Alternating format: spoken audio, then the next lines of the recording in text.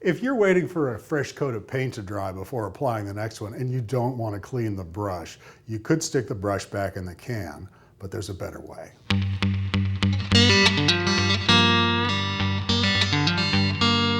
This is a tip from Don Simon from Bremerton, Washington.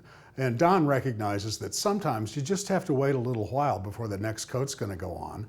And if you don't want to clean the brush, which takes a lot of time, and sometimes if it's oil-based paint, you're going to be using paint thinner and other solvents that you don't want to mess with, just putting the brush in a place where it's not going to dry out can really be a handy thing to do.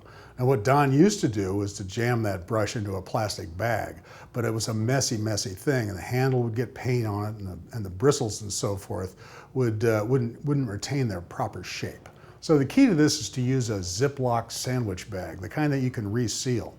And the way Don does it, he starts by cutting a little V-shaped notch in one of the corners, the one that's away from the Ziploc portion of the bag.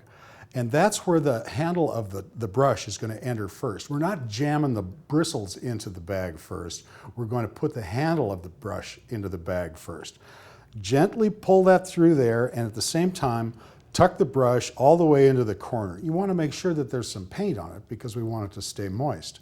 Now what you do is you roll it slowly, pressing the air out, and fold it up to the point where you can close that Ziploc seal, and then put a couple of wraps of tape around it.